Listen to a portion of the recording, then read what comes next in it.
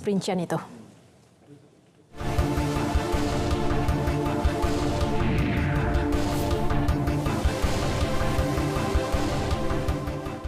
Baik, untuk perkembangan negeri di bawah bayu, petang ini kita bersama Anisya Dolus. Antara fokus usaha pemeliharaan penyu membuahkan hasil. Teruskan. Ya, Nurul, usaha Sabah menjaga dan melindungi penyu sejak lebih 2 dekad lalu telah membuahkan hasil apabila populasinya menunjukkan peningkatan meskipun masih banyak usaha dan komitmen daripada pelbagai pihak untuk pemeliharaan haiwan terlindung itu daripada terus terancam. Cabaran yang dihadapi bagi pemeliharaan penyu laut ini amat berat, namun menjadi tanggungjawab semua pihak memastikan kelangsungan hidup spesies terancam itu. Wartawan Iswa Diman Syamsuddin ada laporannya.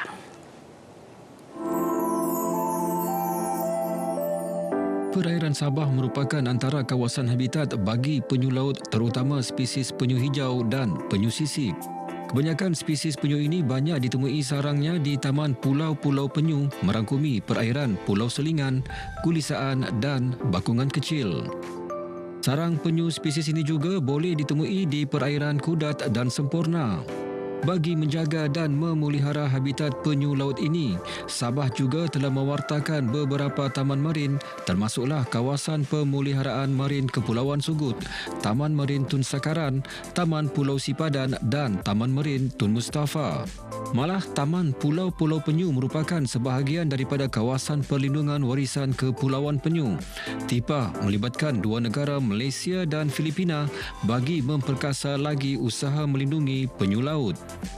Menurut Profesor Madya Dr. Juanita Joseph dari Institut Penyelidikan Marin Borneo, Universiti Malaysia Sabah, UMS, yang mempunyai pengalaman 20 tahun sebagai penyelidik penyu, mendapati penyu hijau atau green turtle telah meningkat di Sabah. Yang mana persarangan telah meningkat 2 kali ganda. Ya, ini terutamanya yang disandarkan Turtle Island, TIPA. Akan tetapi bagi penyu sisik, kami mendapati dia semakin menurunlah. Ancaman penyu ni terlalu banyak.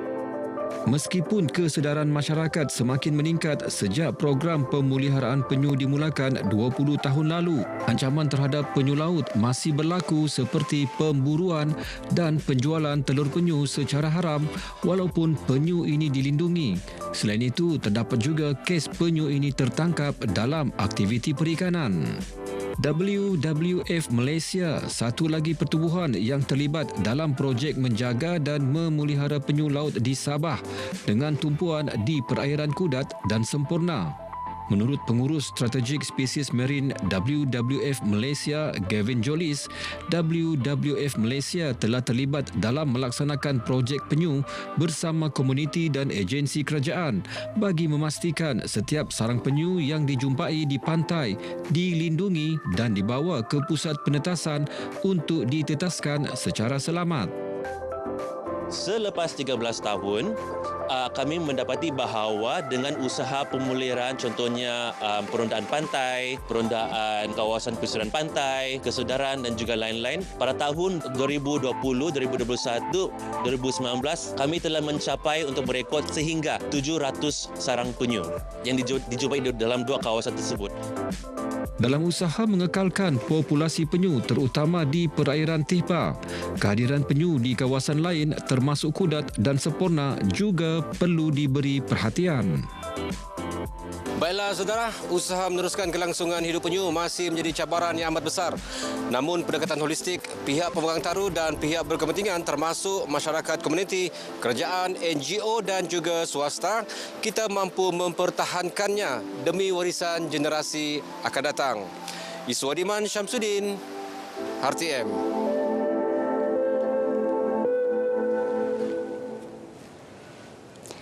Kerajaan negeri amat menitik beratkan pembangunan modal insan. Ahli Dewan Undangan Negeri Adun Pantai Dalit, Datuk Jasni Daya berkata modal insan ini amat penting kerana akan menjadi tenaga kerja berkemahiran yang akan memacu pembangunan negeri. Jelas Datuk Jasni, dengan kehadiran pelabur luar, kerajaan amat memerlukan modal insan terlatih. Tenaga-tenaga yang begini ini datang daripada kita punya belia-belia yang insya-Allah satu hari nanti akan bersama kita dalam memacu ekonomi negeri, insyaAllah. Beliau ditemui pemberita selepas merasmikan penutupan ceramah motivasi SMJ Anjuran Institut Kerjasama Kerajaan dan Rakyat IKRAL dan Pejabat Pendidikan Daerah Tuaran di Dewan Seri Sulaman Tuaran. Datuk Jasni yang juga pengerusi eksekutif Enterprise Corporation Sdn Bhd berkata beberapa inisiatif telah dilaksana kerajaan bagi membangunkan modal insan baik dalam bidang pendidikan, sukan, keusahawanan dan lain-lain. Tambahnya banyak skim bantuan disediakan kerajaan yang secara langsung membantu pelajar seperti beasiswa dan pinjaman pendidikan. Seramai 1,200 calon peperiksaan SPM dan STPM dari 10 buah sekolah menengah dan 1 sekolah swasta menyertai ceramah motivasi berkenaan. 3 individu dari negeri ini akan mewakili Malaysia ke pusingan akhir kejohanan seni persembahan dunia WCOPA 2023 yang berlangsung di Anaheim, California, Amerika Syarikat pada 28 Julai hingga 6 Ogos depan. Mereka ialah Elvira Pontilas, Jackie Jeffrey dan Mary Christian.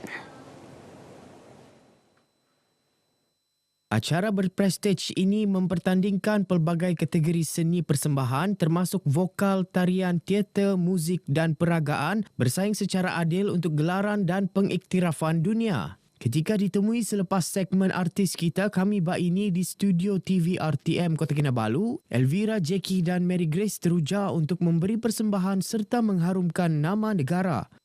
Harapan saya tu kalau kami pergi di US nanti, kami harap akan membawa emas. Ya, emas ke Malaysia dan mengharumkan nama negara kita. Mau jadi professional singer lah di situ. Mau jadi artis. Harapan Mary yang paling penting sekali sekurang-kurangnya dapat gold medal dan penting ada medal lah sebelum balik ke Malaysia, begitu. WCOPA merupakan acara seni persembahan antarabangsa dan berjaya menarik penyertaan dari lebih 50 negara. Sabah FC menang bergaya apabila menewaskan projek FAM MSN 3-1 dalam perlawanan terakhir saingan Piala MFL Kumpulan A di Stadium Likas Kota Kinabalu semalam. Gol pertama Sabah FC dijaringkan 10 minit sebelum masuk separuh masa kedua, manakala gol kedua dijaringkan pada minit ke-43. Kedua-duanya dijaringkan penyerang pasukan Azad Haras. Gol ketiga Sabah FC datang pada minit ke-94 apabila sepakan percuma Umareng Bacok menjadi dan disambut pemain pertahanan Sabah FC Richie Simpson menjadikan kedudukan 3-1 sehingga tamat perlawanan.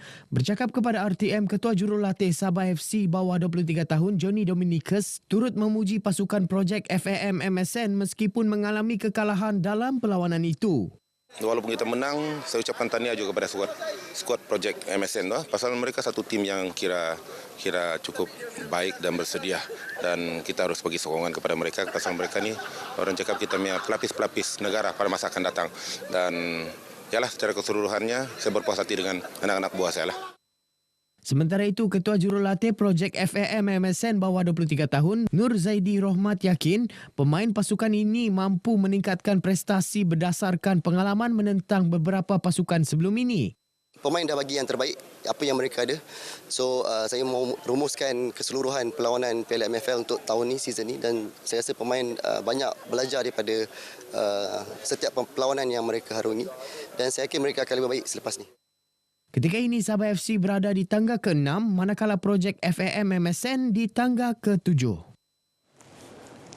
Baik, sekian paparan dari Sabah untuk petang ini. Ikuti lebih banyak perkembangan semasa. Kembali bersama Nurul. Nurul, silakan.